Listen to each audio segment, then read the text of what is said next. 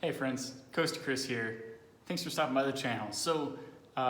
Today I wanted to go through some principles of knife ownership, pocket knives. And there's so many videos out there you can find about the best and latest knives and all sorts of everyday carry. And I'll do an everyday carry video here eventually. But what I wanted to suggest, in my opinion, is a way to approach getting a pocket knife. Like, what kind of pocket knife do you need, and what might be best for you? So let's take a look and use some examples of some knives that I have and ones that are useful. They're not just fun, even though pocket knives can be fun, but ones that are really gonna meet your needs. So let's transition, and I'll bring you closer up to some of these knives. All right, so I'm gonna say that you need two knives. And I know that's a broad statement, but bear with me here. So two knives. The reason I say that is because you're gonna want a utility knife or a utility tool, multi-tool. Some popular brands are Gerber and Leatherman, and that's gonna be a knife like a Swiss Army knife. It's not only a knife, it's a tool that has all sorts of features. So I have several of these. I have Leatherman, I have Gerber, but I wanted to show off one that I just recently received. It's from my grandfather, and you may recognize the style. They call them old-timer knives now. And my grandfather passed away recently. This was one of the items that I inherited. And this is so old that you can see here. I don't know if it's gonna be visible in the camera. No, not with the light here. Maybe like that. You can kind of see here that it's, it doesn't even say old timer. Now you can't get these knives without it in the metal part there saying old timer. This just says camper. It's so old that it was just a camper knife back in the day when my grandfather got it. And it's seen a lot of use out in the woods. But enough about that. The reason I'm showing you this knife is it's like a Swiss Army knife kind of design, where it's a straight pocket-sized, pocket carry multi-tool. Leatherman's, I'll show you that in my everyday carry video. I have a Gerber. Those are really meant to not be in your pocket as much as be on your hip. They often come with a sheath or a holster, and if you're not the kind of person that wears a belt with stuff on it, that might detract you from getting a multi-tool. So what this has is, it has a knife, it has a can opener, it has a, it's really stiff in there, bottle opener. So a lot of those classic things that you see on Swiss Army knives. And it has some sort of punch, which is something in nature that's really hard to replicate. So don't,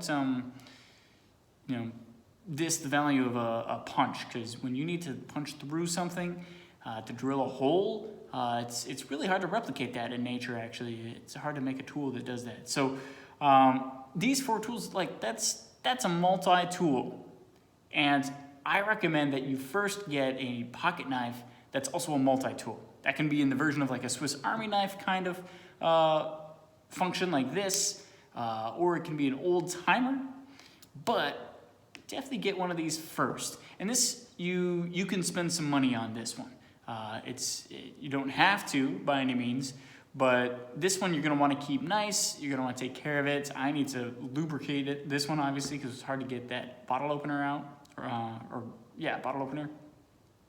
But this is gonna be your first knife of two. Your second knife, which I enjoy even maybe a little bit more, I'll set that there, is gonna be what I call a beater knife. So this one I got at a hardware store for $4, I think, $4 or $5. I wanted, before we went camping for the first time, to get my girlfriend a pocket knife, and I was at the hardware store for something else, and this was in like a bucket. That's what this kind of knife is. You toss it in a bucket. I got her one.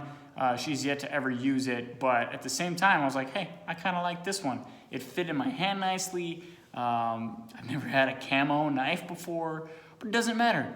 If this broke right now, I wouldn't care. I've used it a lot. It's not that I don't like it, but it's $5. And I think I got a really good value. It has like a seatbelt cutter right there. It has a window basher to help get me out of a car if I need to. It has a nice pocket clip. It's pretty big. It's pretty big. It's pretty beefy. It has an assisted opening. So what I just did is I pushed back on the little tab in order to open the knife, this tab right here. If you push that, there's an assisted opening. So there's a little spring in there that helps you open it, and it's just a useful way to open the knife. It has a lock on the inside here, and you push it over. Just a very common way that knives lock. This knife down here doesn't lock, doesn't have to as a utility multi-tool kind of knife. This one, the locking feature is kind of nice. Be careful when you take a knife like this and you push aside the safety, the lock. You're then pushing it down where your finger just was. So make sure to push it down part of the way to get it past the lock, and then push it all the way down. What I like about this one is that it's $5. I can whack this on a tree. I can take a mallet and make some kindling with it. I don't care. Either one of these you can have as your first knife, but you need to have a knife you don't care about. This one I have sentimental value over, nostalgic value. It's just cool, it's classy. I like it a lot. This one, you gotta have a knife that you just don't like. And people are, obsessed about quality and all the cool features and stuff. And that's great. Get a knife like that. Also get a knife you don't care about. You can just bead on. It's a beater knife. This one here says Master USA. On the other side, made in China. Again, I just don't care about this knife. The last thing I used it for, actually, because it's so thick, I didn't have a knife on me, and we were making PB&Js out in the woods, so I used it to smear peanut butter and jam, and it's kind of sticky. I wiped it off a little bit, and now it's not sticky anymore, but I don't care. It's fine. If it got rusty, doesn't matter. Anyway, I've made my point, beating it to death here. So I'll do more knife review videos, about the different features, and I'll definitely leave a link in the description for some knives that I recommend. But with the principle of knife ownership, I highly recommend you get a nice utility knife or utility tool. The ones that go on your hip are mostly, their benefit is that they often have pliers, and that those come in handy all the time. So we'll go through that. But besides a nice utility tool or utility knife, like a Swiss Army knife, get a beater knife. You'll see them all the time. They'll literally be in buckets where they're like, 2 for $10 or 3 for $10, and you get it, and they're cheap knives that you can just wail on. Every now and then, like this one is a nicer. I really got my values worth. It doesn't rattle or anything. Some of those other ones will, that you see in the bucket. They're in a bucket for a reason. So every now and then you can find a good deal with some cool features. But get yourself a knife that's cheap, that you can use, because I don't know about you, but if I spend $200 on a knife, I'm probably gonna be scared to use it in the woods and what you need to use it for. But that could just be me. So I hope you enjoy this video, and you go forth and take this principle of 2 knife ownership and succeed and prosper in the woods. So have a great day, and Coasty Chris out.